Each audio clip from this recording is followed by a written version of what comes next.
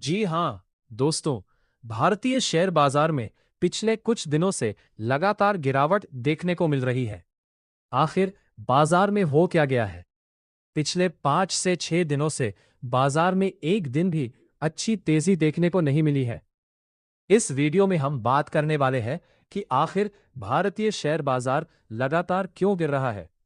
इसके साथ ही निफ्टी का टेक्निकल एनालिसिस भी करेंगे और कुछ ऐसी फंडामेंटली मजबूत कंपनियों के बारे में भी बात करेंगे जो अपने हाई लेवल से काफी डिस्काउंट पर मिल रही है।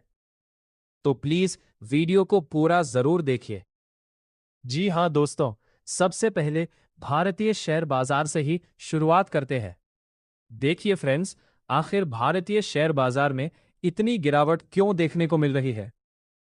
अगर हम यूएस मार्केट की बात करें तो वहां भारतीय बाजार के मुकाबले उतनी बड़ी गिरावट देखने को नहीं मिल रही है। यूएस मार्केट अभी भी अपने ऊपरी स्तरों के आसपास बना हुआ है। अगर आप पिछले कई महीनों का डेटा निकालकर देखेंगे तो आपको पता चलेगा कि यूएस मार्केट ने काफी अच्छा प्रदर्शन किया है। वहीं दूसरी तरफ हमारा भारतीय शेयर बाजार पिछले काफी समय से अपने निवेशकों को ज्यादा रिटर्न नहीं दे पा रहा है। बाजार थोड़ा ऊपर जाता है, फिर दोबारा गिर जाता है और कई बार पिछली गिरावट से भी नीचे चला जाता है। अगस्त 2024 में निफ्टी ने करीब 26,200 का हाई बनाया था। उसके बाद से बाजार में उतार चढ़ाव तो बहुत देखने को मिला, लेकिन निवेशकों को वैसी तेजी नहीं मिली जिसकी उन्हें उम्मीद थी। और अगर आप कंपनियों की बात करें तो कई अच्छी और फंडामेंटली मजबूत कंपनियां अपने पुराने हाई से काफी नीचे ट्रेड कर रही हैं। उदाहरण के लिए HDFC bank, Hindustan Unilever, Dabur India, Colgate और आईआरसीटीसी जैसी कई कंपनियों में अपने हाई लेवल से अच्छी खासी गिरावट देखने को मिली है। लेकिन यहां एक बात समझना बहुत जरूरी है। किसी शेयर का अपने हाई से 40%, 50% या 60% नीचे आ जाना अपने आप में यह साबित नहीं करता कि वो शेयर सस्ता है। कंपनी की कमाई, वैल्यूएशन, बिजनेस ग्रोथ और भविष्य की संभावनाओं को भी देखना जरूरी है। इसलिए किसी भी शेयर में सिर्फ डिस्काउंट देखकर निवेश मत कीजिए। पूरी रिसर्च करने के बाद ही कोई फैसला लेना चाहिए। आगे वीडियो में हम निफ्टी का टेक्निकल एनालिसिस भी करेंगे और देखेंगे कि बाजार में आगे कौन से महत्वपूर्ण सपोर्ट और रेजिस्टेंस लेवल हो सकते हैं। तो अगर आपको ये वीडियो पसंद आए तो प्लीज वीडियो को एक लाइक जरूर करें। और अगर आप हमारे चैनल पर पहली बार आए हैं तो प्लीज चैनल को सब्सक्राइब जरूर करें। तो मिलते हैं अगले वीडियो में। जी हाँ दोस्तों, भारतीय शेयर बाजार में कुछ दिनों से लगातार गिरावट देखने को मिल रही है। पिछले 4-5 दिनों से बाजार में लगातार लाल रंग देखने को मिल रहा है और हरा रंग जैसे गायब ही हो गया है। आखिर बाजार को क्या हो गया है? इस वीडियो में हम इसी के बारे में पूरे डिटेल्स में बात करने वाले हैं। तो प्लीज वीडियो को पूरा जरूर देखिए। आज निफ्टी 50 की बात की जाए तो निफ्टी 50 में बहुत ज्यादा नहीं, लेकिन थोड़ी सी गिरावट के साथ क्लोजिंग देखने को मिली है। निफ्टी नेक्स्ट 50 में भी हल्की गिरावट देखने को मिली। वहीं बैंक निफ्टी की बात करें तो करीब 0.5% की गिरावट देखने को मिली है। Nifty financial services, Nifty 100, Nifty 200 और निफ्टी 500 लगभग सभी इंडेक्स में लाल रंग देखने को मिला। हालांकि गिरावट बहुत ज्यादा नहीं रही, लेकिन बाजार में तेजी भी देखने को नहीं मिल रही है। अब अगर सेक्टर की बात करें तो ऑटो सेक्टर में लगभग फ्लैट कारोबार देखने को मिला, जबकि एफएमसीजी सेक्टर में करीब 0.1% की तेजी रही। निफ्टी फाइनेंशियल सर्विसेज में करीब 0.5% की गिरावट देखने को मिली। आईटी, मीडिया और मेटल सेक्टर में भी मिला जुला कारोबार देखने को मिला। यानी कुल मिलाकर बाजार में ना तो कोई बड़ी तेजी दिखाई दे रही है और ना ही कोई बहुत बड़ा क्रैश देखने को मिल रहा है। बाजार धीरे धीरे नीचे जा रहा है। लेकिन सबसे बड़ा सवाल यही है कि आखिर पिछले कुछ दिनों से बाजार में हरा रंग देखने को क्यों नहीं मिल रहा है। इन्वेस्टर अभी करे तो क्या करे? जी के फ्रेंड्स, इसके पीछे कई ग्लोबल कारण हो सकते हैं।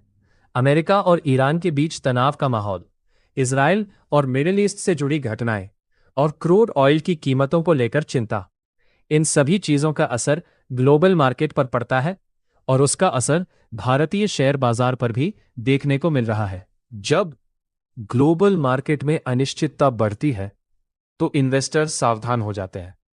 यही वजह है कि बाजार ऊपर जाने की कोशिश करता है लेकिन फिर से दबाव में आ जाता है। बाजार थोड़ा ऊपर जाता है और फिर गिर जाता है, फिर थोड़ा ऊपर जाता है और फिर से गिर जाता है। यही सिलसिला काफी समय से देखने को मिल रहा है और ऐसे माहौल में सबसे ज्यादा परेशानी रिटेल इन्वेस्टर को होती है, क्योंकि बाजार में पैसा कमाना उतना आसान नहीं रह जाता, खासकर तब जब बाजार लगातार एक रेंज में फंसा हुआ हो और हर तेजी के बाद फिर से बिकवाली देखने को मिले। अब सवाल यह है कि इन्वेस्टर अभी क्या करें। मेरी नज़र में ऐसे समय में सबसे जरूरी चीज है जल्दबाजी में कोई फैसला नहीं लेना। सिर्फ बाजार गिर रहा है इसलिए घबराकर अपना पूरा निवेश निकाल लेना भी सही तरीका नहीं है, और सिर्फ ये सोचकर पैसा लगाते रहना कि बाजार अब जरूर ऊपर जाएगा, यह भी सही रणनीति नहीं है। जी हां दोस्तों, आज हम 3 ऐसी फंडामेंटली स्ट्रॉन्ग कंपनियों के बारे में बात करने वाले हैं जिनके शेयर अपने ऑल टाइम हाई से लगभग 40%, 50% या उससे भी ज्यादा नीचे ट्रेड कर रहे हैं। ये तीनों अपने अपने सेक्टर की दिग्गज कंपनियां हैं और लंबे समय के निवेशकों की नजर हमेशा इन पर रहती है। मैं इस वीडियो में तीनों स्टॉक्स के बारे में पूरी डिटेल में बात करने वाला हूं, इसलिए वीडियो को आखिर तक जरूर देखिए। तो चलिए एक एक करके तीनों कंपनियों के बारे में जानते हैं। पहली कंपनी है वरुण बेवरेजेस। जी हां दोस्तों, वरुण बेवरेजेस भी एक फंडामेंटली स्ट्रॉन्ग कंपनी मानी जाती है। आप सभी जानते हैं कि इस बार कंपनी के क्वार्टर रिजल्ट आने के बाद शेयर में गिरावट देखने को मिली थी।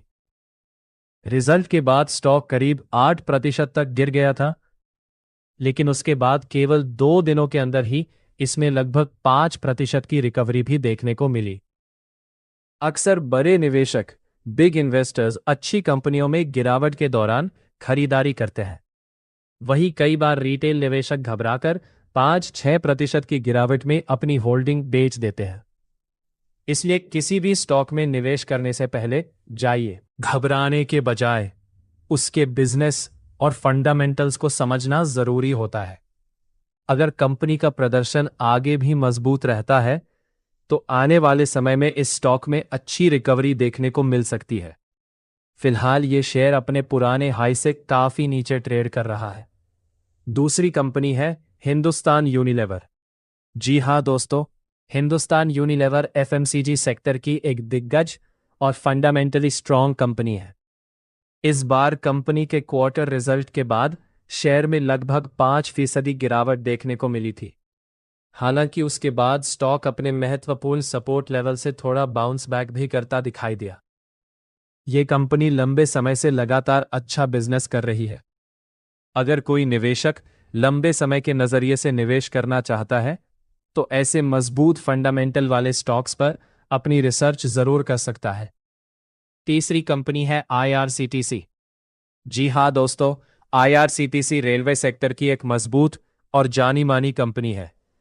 यह स्टॉक भी अपने ऑल टाइम हाई से काफी नीचे ट्रेड कर रहा है। एक समय इस शेयर ने लगभग 1200 रुपए के आसपास का हाई बनाया था, जबकि अभी यह उससे काफी नीचे ट्रेड कर रहा है। भविष्य में कंपनी का बिजनेस और कमाई मजबूत रहती है तो लंबे समय में इसमें रिकवरी की संभावना बन सकती है। हालांकि किसी भी निवेश से पहले अपनी रिसर्च करना और जोखिम को समझना बहुत जरूरी है। तो दोस्तों, आज हमने जिन 3 कंपनियों की बात की वे हैं Varun beverages, Hindustan Unilever, IRCTC. ये तीनों अपने अपने सेक्टर की दिग्गज और मजबूत फंडामेंटल वाली कंपनियां हैं। अगर आप इनमें निवेश करने की सोच रहे हैं तो एक मुश्त निवेश करने के बजाय एसआईपी स्टाइल या चरणबद्ध तरीके से निवेश करने पर विचार कर सकते हैं। उम्मीद है आपको ये वीडियो पसंद आया होगा। अगर वीडियो अच्छा लगा हो तो इसे लाइक जरूर करें, और अगर आप हमारे चैनल पर पहली बार आए हैं तो सब्सक्राइब करना बिल्कुल मत भूलिए। मिलते हैं अगले वीडियो में। धन्यवाद। जी हां दोस्तों, आज हम ऐसे 3 बेस्ट ईटीएफ के बारे में बात करने वाले हैं जिन्हें अगर आप सही समय पर खरीद कर अगले 3 से 6 महीने तक होल्ड करते हैं तो अच्छा रिटर्न मिलने की संभावना बन सकती है। इसलिए वीडियो को आखिर तक जरूर देखिए, क्योंकि आगे मैं आपको इन तीनों ईटीएफ के बारे में पूरी जानकारी देने वाला हूं। नंबर 1, आईटीबीज। आईटीबीज, जी हाँ दोस्तों, हमारा पहला ईटीएफ है आईटीबीज। ये आईटी सेक्टर पर आधारित ईटीएफ है। इसमें भारत की आईटी इंडस्ट्री की बड़ी कंपनियां शामिल होती हैं, जैसे TCS, Infosys, HCL tech, tech Mahindra और अन्य प्रमुख आईटी कंपनियां। आप सभी जानते हैं कि पिछले कुछ समय में आईटी सेक्टर में काफी गिरावट देखने को मिली है। ऐसे में कई निवेशक किसी एक आईटी कंपनी में पैसा लगाने से डरते हैं। लेकिन अगर आप पूरे आईटी सेक्टर में एक साथ निवेश करना चाहते हैं तो आईटीबीज एक अच्छा विकल्प हो सकता है। ये ETF Nippon India ETF Nifty IT है, जो आईटी इंडेक्स को ट्रैक करता है। जब पूरे आईटी सेक्टर में रिकवरी आती है तो इस ईटीएफ को भी उसका फायदा मिल सकता है। 2, निफ्टी बीज, हमारा दूसरा ईटीएफ है निफ्टी बीज। निफ्टी बीज निफ्टी 50 इंडेक्स को ट्रैक करता है, यानी इसमें भारत की टॉप 50 बड़ी कंपनियों का एक्सपोजर मिलता है। अगर आप इसमें निवेश करते हैं तो आपका पैसा एक साथ कई बड़ी कंपनियों में निवेश हो जाता है। हाल के समय में बाजार में उतार चढ़ाव और वैश्विक घटनाओं के कारण अच्छी खासी गिरावट देखने को मिली है। ऐसे में यदि आने वाले समय में बाजार में रिकवरी होती है तो निफ्टी बीज भी अच्छा प्रदर्शन कर सकता है। इसलिए यह लंबे समय के निवेशकों के लिए एक अच्छा विकल्प माना जाता है। अब बात करते हैं तीसरे ईटीएफ की, जो मेरे पसंदीदा ईटीएफ में से एक है। इसका नाम है HDFC स्मॉल कैप 250 ईटीएफ। इस ईटीएफ ने हाल के महीनों में शानदार रिकवरी दिखाई है। पहले इसमें काफी गिरावट आई थी, लेकिन उसके बाद इसमें अच्छी तेजी देखने को मिली। मैंने भी कुछ समय पहले इस ईटीएफ में लगभग 140 रुपए के आसपास निवेश किया था और बाद में लगभग 160 रुपए के आसपास प्रॉफिट बुक कर लिया। अगर मैंने इसे और होल्ड किया होता तो मुझे और भी अच्छा रिटर्न मिल सकता था। इसलिए मेरी राय में इस ईटीएफ को अपनी वॉच लिस्ट में जरूर रखें और सही समय पर निवेश का निर्णय लें। ध्यान दें, शेयर बाजार में निवेश जोखिमों के अधीन है। किसी भी ईटीएफ में निवेश करने से पहले अपनी रिसर्च जरूर करें या अपने वित्तीय सलाहकार से सलाह लें। अगर आपको यह वीडियो पसंद आया हो तो वीडियो को लाइक जरूर करें। अगर आप हमारे चैनल पर पहली बार आए हैं तो चैनल को सब्सक्राइब करना बिल्कुल मत भूलिए। मिलते हैं अगले वीडियो में। जी हाँ दोस्तों, आज हम ऐसे 3 फंडामेंटली स्ट्रॉन्ग कंपनीज के बारे में बात करने वाले हैं जो अपने अपने सेक्टर की दिग्गज कंपनियां हैं। मार्केट में आई गिरावट की वजह से ये तीनों स्टॉक्स अभी अपने हाई लेवल से अच्छी खासी गिरावट पर ट्रेड कर रहे हैं। अगर आप लॉन्ग टर्म निवेशक हैं तो ये आपके लिए एक शानदार अवसर हो सकता है। हम एक एक करके इन तीनों कंपनियों के बारे में बात करेंगे, इसीलिए वीडियो को अंत तक जरूर देखिए और बीच में स्किप मत कीजिए। पहली कंपनी है रिलायंस इंडस्ट्रीज। जी हाँ दोस्तों, रिलायंस इंडस्ट्रीज एक बहुत ही मजबूत और फंडामेंटली स्ट्रॉन्ग कंपनी है। ये एक लार्ज कैप कंपनी है और निफ्टी 50 का हिस्सा भी है। इस कंपनी के बारे में शायद ही किसी को अलग से बताने की जरूरत हो।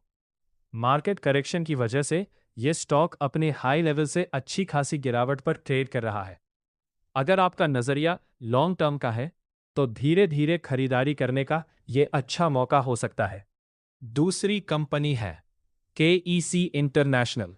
जी हाँ दोस्तों, KEC इंटरनेशनल भी अपने सेक्टर की एक मजबूत और फंडामेंटली स्ट्रॉन्ग कंपनी है। यह company power transmission, railway, civil और इंफ्रास्ट्रक्चर जैसे कई बड़े क्षेत्रों में काम करती है। मार्केट की गिरावट के कारण यह स्टॉक भी अपने ऑल टाइम हाई से काफी नीचे ट्रेड कर रहा है। अगर आप SIP या चरणबद्ध तरीके से निवेश करते हैं तो इस स्टॉक पर भी नजर रख सकते हैं। तीसरी कंपनी है हैवेल्स इंडिया। जी हाँ दोस्तों, हैवेल्स इंडिया भारत की सबसे मजबूत इलेक्ट्रिकल इक्विपमेंट और केबल एंड वायर कंपनियों में से एक है। मार्केट करेक्शन की वजह से यह स्टॉक भी अपने हाई लेवल से अच्छी गिरावट पर ट्रेड कर रहा है। अगर आपका निवेश का नजरिया 5 से 10 साल का है तो यह भी एक बेहतरीन कंपनी मानी जाती है। तो दोस्तों, ये थी हमारी आज की 3 फंडामेंटली स्ट्रॉन्ग कंपनीज जो लॉन्ग टर्म निवेश के लिए अच्छी मानी जाती हैं। लेकिन किसी भी स्टॉक में निवेश करने से पहले अपनी खुद की रिसर्च ज़रूर करें और अपने फाइनेंशियल एडवाइज़र की सलाह भी लें। अगर आपको ये वीडियो पसंद आया हो तो वीडियो को एक लाइक ज़रूर करें। अगर आप हमारे चैनल पर पहली बार आए हैं तो सब्सक्राइब करना बिल्कुल मत भूलिए। मिलते हैं अगले वीडियो में। जी हाँ दोस्तों, आज हम ऐसे 3 फंडामेंटली स्ट्रॉन्ग कंपनीज के बारे में बात करने वाले हैं जो अपने अपने सेक्टर की दिग्गज कंपनियां हैं। मार्केट में आई गिरावट की वजह से ये तीनों स्टॉक्स अभी अपने हाई लेवल से अच्छी खासी गिरावट पर ट्रेड कर रहे हैं। अगर आप लॉन्ग टर्म निवेशक हैं तो ये आपके लिए एक शानदार अवसर हो सकता है। हम एक एक करके इन तीनों कंपनियों के बारे में बात करेंगे, इसीलिए वीडियो को अंत तक जरूर देखिए और बीच में स्किप मत कीजिए। पहली कंपनी है रिलायंस इंडस्ट्रीज। जी हाँ दोस्तों, रिलायंस इंडस्ट्रीज एक बहुत ही मजबूत और फंडामेंटली स्ट्रांग कंपनी है। ये एक लार्ज कैप कंपनी है और निफ्टी 50 का हिस्सा भी है। इस कंपनी के बारे में शायद ही किसी को अलग से बताने की जरूरत हो। मार्केट करेक्शन की वजह से यह स्टॉक अपने हाई लेवल से अच्छी खासी गिरावट पर ट्रेड कर रहा है। अगर आपका नजरिया लॉन्ग टर्म का है तो धीरे धीरे खरीदारी करने का यह अच्छा मौका हो सकता है। दूसरी कंपनी है केईसी इंटरनेशनल। जी हाँ दोस्तों, केईसी इंटरनेशनल भी अपने सेक्टर की एक मजबूत और फंडामेंटली स्ट्रांग कंपनी है। यह company power transmission, railway, civil और इंफ्रास्ट्रक्चर जैसे कई बड़े क्षेत्रों में काम करती है। मार्केट की गिरावट के कारण यह स्टॉक भी अपने ऑल टाइम हाई से काफी नीचे ट्रेड कर रहा है। अगर आप एसआईपी या चरणबद्ध तरीके से निवेश करते हैं तो इस स्टॉक पर भी नजर रख सकते हैं। तीसरी कंपनी है हैवेल्स इंडिया। जी हाँ दोस्तों, हैवेल्स इंडिया भारत की सबसे मजबूत इलेक्ट्रिकल इक्विपमेंट और केबल एंड वायर कंपनियों में से एक है। मार्केट करेक्शन की वजह से यह स्टॉक भी अपने हाई लेवल से अच्छी गिरावट पर ट्रेड कर रहा है। अगर आपका निवेश का नजरिया 5 से 10 साल का है तो यह भी एक बेहतरीन कंपनी मानी जाती है। तो दोस्तों, ये थी हमारी आज की 3 फंडामेंटली स्ट्रॉन्ग कंपनीज जो लॉन्ग टर्म निवेश के लिए अच्छी मानी जाती हैं। लेकिन किसी भी स्टॉक में निवेश करने से पहले अपनी खुद की रिसर्च ज़रूर करें और अपने फाइनेंशियल एडवाइज़र की सलाह भी लें। अगर आपको ये वीडियो पसंद आया हो तो वीडियो को एक लाइक ज़रूर करें। अगर आप हमारे चैनल पर पहली बार आए हैं तो सब्सक्राइब करना बिल्कुल मत भूलिए। मिलते हैं अगले वीडियो में। जी हाँ दोस्तों, आज हम ऐसे 3 फंडामेंटली स्ट्रॉन्ग कंपनियों के बारे में बात करने वाले हैं जो अपने अपने सेक्टर की बेहतरीन कंपनियां हैं। कुछ कारणों की वजह से इन कंपनियों के शेयर इस समय अपने पुराने उच्च स्तर ऑल टाइम हाई से काफी नीचे ट्रेड कर रहे हैं। इसलिए अगर आप लंबे समय के निवेशक हैं तो इस वीडियो को आखिर तक जरूर देखिए। आज हम इन तीनों स्टॉक्स के बारे में विस्तार से बात करेंगे। पहला स्टॉक है केपीआईटी टेक्नोलॉजीज। जी हां दोस्तों, केपीआईटी टेक्नोलॉजीज एक बहुत ही मजबूत फंडामेंटली स्ट्रॉन्ग आईटी कंपनी है। इस समय पूरे आईटी सेक्टर में कमजोरी देखने को मिल रही है और उसी वजह से यह स्टॉक भी काफी नीचे आ गया है। अगर इसके ऑल टाइम हाई की बात करें तो यह स्टॉक लगभग 2000 तक गया था। अभी यह अपने उस स्तर से करीब 70% नीचे ट्रेड कर रहा है। फंडामेंटली देखें तो मुझे यह कंपनी काफी मजबूत लगती है। अगर इसके टेक्निकल एनालिसिस की बात करें तो फिलहाल ये स्टॉक लगभग 550 रुपए के आसपास ट्रेड कर रहा है। इसमें अभी थोड़ी और गिरावट आ सकती है और मुझे इसका एक मजबूत सपोर्ट लगभग 450 रुपए के आसपास दिखाई देता है। अगर आप इस स्टॉक में निवेश करना चाहते हैं तो एक साथ पूरी रकम लगाने के बजाय एसआईपी मॉडल में धीरे धीरे खरीदारी करना बेहतर रहेगा, क्योंकि किसी भी स्टॉक की रिकवरी कब शुरू हो जाएगी इसका अंदाजा लगाना आसान नहीं होता। कई बार हम और गिरावट का इंतजार करते रह जाते हैं, लेकिन स्टॉक अचानक रिकवरी शुरू कर देता है। इसलिए अगर आपको 1000 रुपये निवेश करना है तो उसे एक साथ लगाने के बजाय धीरे धीरे एसआईपी के माध्यम से निवेश करना समझदारी हो सकती है। अब बात करते हैं दूसरे स्टॉक की, RVNL। जी हाँ दोस्तों, रेलवे सेक्टर की ये एक बहुत ही मजबूत और चर्चित कंपनी है। अगर इसके ऑल टाइम हाई की बात करें तो ये स्टॉक लगभग 650 रुपए तक गया था। फिलहाल ये लगभग 230 रुपए के आसपास ट्रेड कर रहा है, यानी अपने उच्च स्तर से काफी नीचे उपलब्ध है। फंडामेंटली ये कंपनी भी काफी मजबूत मानी जाती है। अगर रेलवे सेक्टर में तेजी आती है तो इस स्टॉक में भी अच्छी रिकवरी देखने को मिल सकती है। इसलिए अगर आप इसमें निवेश करना चाहते हैं तो धीरे धीरे एसआईपी के माध्यम से खरीदारी करने पर विचार कर सकते हैं। तीसरे स्टॉक की, HDFC लाइफ। जी हाँ दोस्तों, HDFC लाइफ भी एक बहुत ही मजबूत और भरोसेमंद कंपनी है। ये स्टॉक भी अपने ऑल टाइम हाई से लगभग 40% नीचे ट्रेड कर रहा है। फंडामेंटली ये कंपनी काफी मजबूत है और लंबे समय के निवेशकों की पसंदीदा कंपनियों में से एक मानी जाती है। अगर आप लॉन्ग टर्म निवेशक हैं तो इस कंपनी पर अपनी रिसर्च जरूर करें। आने वाले समय में ये स्टॉक भी अच्छा रिटर्न देने की क्षमता रख सकता है। तो दोस्तों, आज हमने जिन 3 कंपनियों की बात की वे हैं KPIT टेक्नोलॉजीज, RVNL और HDFC लाइफ। तीनों कंपनियां फंडामेंटली मजबूत हैं और अपने पुराने उच्च स्तर से काफी नीचे ट्रेड कर रही हैं। हालांकि किसी भी स्टॉक में निवेश करने से पहले अपनी खुद की रिसर्च जरूर करें और अपनी जोखिम क्षमता के अनुसार ही निवेश करें। अगर आपको ये वीडियो पसंद आया हो तो वीडियो को एक लाइक जरूर करें। अगर आप हमारे चैनल पर पहली बार आए हैं तो चैनल को सब्सक्राइब करना बिल्कुल मत भूलिए। मिलते हैं अगले वीडियो में। जी हाँ दोस्तों, आज हम ऐसे 3 बेस्ट ETF के बारे में बात करने वाले हैं जिन्हें अगर आप सही समय पर खरीद कर अगले 3 से 6 महीने तक होल्ड करते हैं तो अच्छा रिटर्न मिलने की संभावना बन सकती है। इसलिए वीडियो को आखिर तक जरूर देखिए, क्योंकि आगे मैं आपको इन तीनों ETF के बारे में पूरी जानकारी देने वाला हूं। Number 1, ITBs। ITBs, जी हाँ दोस्तों, हमारा पहला ETF है ITBs। ये IT सेक्टर पर आधारित ETF है।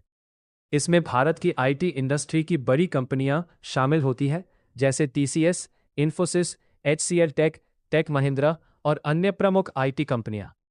आप सभी जानते हैं कि पिछले कुछ समय में IT सेक्टर में काफी गिरावट देखने को मिली है। ऐसे में कई निवेशक किसी एक IT कंपनी में पैसा लगाने से डरते हैं। लेकिन अगर आप पूरे IT सेक्टर में एक साथ निवेश करना चाहते हैं तो ITBs एक अच्छा विकल्प हो सकता है। ये ETF Nippon India ETF Nifty IT है, जो IT इंडेक्स को ट्रैक करता है। जब पूरे IT सेक्टर में रिकवरी आती है तो इस ETF को भी उसका फायदा मिल सकता है। 2, निफ्टी बीज। हमारा दूसरा ETF है निफ्टी बीज। निफ्टी बीज निफ्टी 50 इंडेक्स को ट्रैक करता है, यानी इसमें भारत की टॉप 50 बड़ी कंपनियों का एक्सपोजर मिलता है। अगर आप इसमें निवेश करते हैं तो आपका पैसा एक साथ कई बड़ी कंपनियों में निवेश हो जाता है। हाल के समय में बाजार में उतार चढ़ाव और वैश्विक घटनाओं के कारण अच्छी खासी गिरावट देखने को मिली है। ऐसे में यदि आने वाले समय में बाजार में रिकवरी होती है तो निफ्टी बीज भी अच्छा प्रदर्शन कर सकता है। इसलिए यह लंबे समय के निवेशकों के लिए एक अच्छा विकल्प माना जाता है। अब बात करते हैं तीसरे ETF की, जो मेरे पसंदीदा ETF में से एक है। इसका नाम है HDFC स्मॉल कैप 250 ETF। इस ETF ने हाल के महीनों में शानदार रिकवरी दिखाई है। पहले इसमें काफी गिरावट आई थी, लेकिन उसके बाद इसमें अच्छी तेजी देखने को मिली। मैंने भी कुछ समय पहले इस ETF में लगभग 140 रुपए के आसपास निवेश किया था और बाद में लगभग 160 रुपए के आसपास प्रॉफिट बुक कर लिया। अगर मैंने इसे और होल्ड किया होता तो मुझे और भी अच्छा रिटर्न मिल सकता था। इसलिए मेरी राय में इस ETF को अपनी वॉच लिस्ट में जरूर रखें और सही समय पर निवेश का निर्णय लें। ध्यान दें, शेयर बाजार में निवेश जोखिमों के अधीन है। किसी भी ETF में निवेश करने से पहले अपनी रिसर्च जरूर करें या अपने वित्तीय सलाहकार से सलाह लें। अगर आपको यह वीडियो पसंद आया हो तो वीडियो को लाइक जरूर करें। अगर आप हमारे चैनल पर पहली बार आए हैं तो चैनल को सब्सक्राइब करना बिल्कुल मत भूलिए। मिलते हैं अगले वीडियो में। जी हाँ दोस्तों, आज हम ऐसे 3 फंडामेंटली स्ट्रांग कंपनियों के बारे में बात करने वाले हैं जिनके शेयर अपने ऑल टाइम हाई से काफी नीचे ट्रेड कर रहे हैं। किसी में पोस्ट रिजल्ट की कमजोरी, किसी में सेक्टर की सुस्ती और किसी में मार्केट सेंटिमेंट का असर देखने को मिला। लेकिन अगर फंडामेंटल की बात करें तो ये कंपनियां आज भी मजबूत मानी जाती हैं। अगर आने वाले समय में मार्केट में अच्छी रिकवरी जारी रहती है तो इन शेयरों में भी रिकवरी देखने को मिल सकती है। इसीलिए इस वीडियो को आखिर तक जरूर देखिए, क्योंकि हम तीनों कंपनियों के बारे में विस्तार से बात करेंगे। दोस्तों, हमारी पहली कंपनी है आईटीसी। आईटीसी भारत की सबसे मजबूत एफएमसीजी कंपनियों में से एक है। इसके बिजनेस में FMCG, cigarette, hotel, paper board और एग्री बिजनेस जैसे कई सेगमेंट शामिल हैं। फंडामेंटल के हिसाब से ये कंपनी काफी मजबूत मानी जाती है। इसके पिछले हाई की बात करें तो ये शेयर लगभग 500 के आसपास तक गया था। फिलहाल ये अपने हाई से काफी नीचे ट्रेड कर रहा है। ऐसे में जो निवेशक लंबी अवधि का नजरिया रखते हैं वे एसआईपी या चरणबद्ध तरीके से निवेश करने पर विचार कर सकते हैं। मजबूत फंडामेंटल वाली कंपनियां अक्सर लंबी अवधि में अच्छा प्रदर्शन कर सकती हैं। हालांकि शेयर बाजार में कोई भी रिटर्न की गारंटी नहीं होती। अब बात करते हैं दूसरी कंपनी आईआरसीटीसी। आईआरसीटीसी भारतीय रेलवे से जुड़ी एक प्रमुख कंपनी है और अपने सेक्टर की सबसे मजबूत कंपनियों में गिनी जाती है। ये ऑनलाइन टिकट बुकिंग, कैटरिंग और टूरिज्म जैसे कई क्षेत्रों में काम करती है। ये शेयर भी अपने ऑल टाइम हाई से काफी नीचे ट्रेड कर रहा है। पहले ये लगभग 1250 रुपए के आसपास तक गया था, जबकि अब ये लगभग 500 रुपए के आसपास ट्रेड कर रहा है। यानी इसमें अच्छी खासी गिरावट देखने को मिली है। अगर कंपनी का प्रदर्शन भविष्य में बेहतर रहता है और मार्केट का माहौल सकारात्मक रहता है तो इसमें रिकवरी की संभावना बन सकती है। इसलिए लंबे समय के निवेशक इसमें भी धीरे धीरे निवेश करने पर विचार कर सकते हैं। तीसरी कंपनी हैवेल्स इंडिया।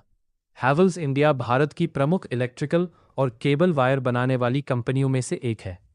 कंपनी का ब्रांड मजबूत है और इसका बिजनेस कई इलेक्ट्रिकल प्रोडक्ट्स में फैला हुआ है। यह शेयर अपने हाई में लगभग 2000 के आसपास तक गया था, जबकि फिलहाल यह करीब 1180 के आसपास ट्रेड कर रहा है। यानी अपने टॉप से यह लगभग 40% तक नीचे है। मजबूत फंडामेंटल और लंबे समय की ग्रोथ को देखते हुए कई निवेशक इस तरह के करेक्शन को अवसर के रूप में देखते हैं।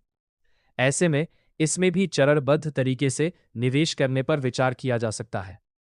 तो दोस्तों, आज हमने जिन 3 कंपनियों की बात की वे है आईटीसी, आईआरसीटीसी और हैवेल्स इंडिया। इन तीनों कंपनियों के फंडामेंटल मजबूत माने जाते हैं। हालांकि शेयर बाजार में निवेश हमेशा जोखिम के साथ आता है, इसलिए कोई भी निवेश करने से पहले अपनी खुद की रिसर्च जरूर करें या अपने वित्तीय सलाहकार की सलाह लें। अगर आपको ये वीडियो पसंद आया हो तो वीडियो को लाइक जरूर करें। अगर आप हमारे चैनल पर पहली बार आए हैं तो सब्सक्राइब करना बिल्कुल मत भूलिए। मिलते हैं अगले वीडियो में, तब तक के लिए। जी हाँ दोस्तों, कल से फिर से ट्रेडिंग सेशन शुरू होने वाला है। मंडे से एक बार फिर इंडियन स्टॉक मार्केट खुलेगा। इस मंडे बाजार किस दिशा में जा सकता है, इसी के बारे में हम इस वीडियो में पूरे विस्तार से बात करेंगे। इसलिए वीडियो को आखिर तक जरूर देखिए। सबसे पहले बात करते हैं यूएस मार्केट की। देखिए फ्रेंड्स, शुक्रवार को डाउ जोन्स में शानदार तेजी देखने को मिली। डाउ जोन्स करीब 500 से ज्यादा पॉइंट की बढ़त के साथ बंद हुआ। जब यूएस मार्केट का सेंटिमेंट इतना पॉजिटिव रहता है तो इसका असर हमारे इंडियन स्टॉक मार्केट पर भी देखने को मिलता है। ऐसे में उम्मीद की जा सकती है कि सोमवार को भारतीय बाजार की शुरुआत भी पॉजिटिव रहे।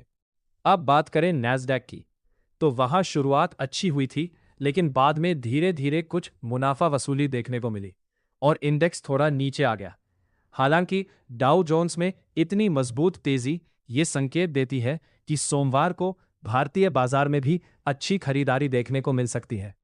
इसी पर हम इस वीडियो में विस्तार से चर्चा करेंगे। अब सबसे बड़ा सवाल, आगे क्या?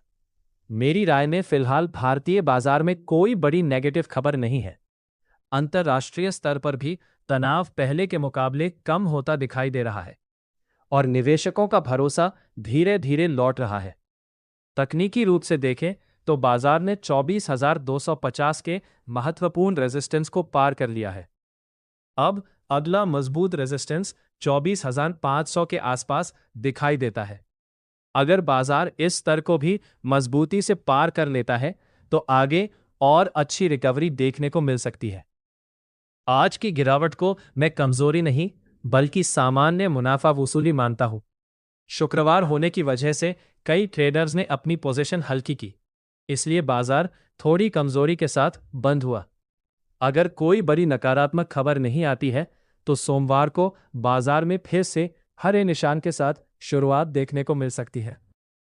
अगर आप पिछले कई हफ्तों का ट्रेंड देखें तो अक्सर शुक्रवार, फ्राइडे को बाजार में थोड़ी मुनाफा वसूली देखने को मिलती है।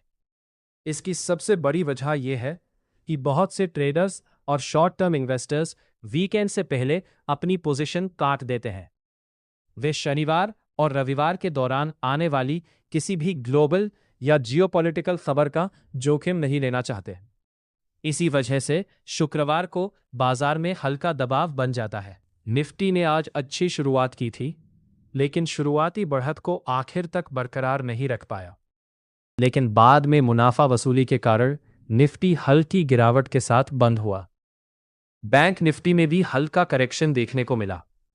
वहीं निफ्टी फाइनेंशियल सर्विसेज लगभग फ्लैट रही। दूसरी तरफ निफ्टी 100, निफ्टी 200 और निफ्टी 500 में हल्की बढ़त देखने को मिली और ये तीनों इंडेक्स हरे निशान में बंद हुए। अब सेक्टर की बात करें तो ऑटो सेक्टर में करीब 0.5% की गिरावट देखने को मिली। एफएमसीजी सेक्टर पूरे दिन लगभग फ्लैट रहा, यानी न कोई बड़ी तेजी और न ही कोई बड़ी गिरावट। आज का सबसे बड़ा हीरो रहा आईटी सेक्टर।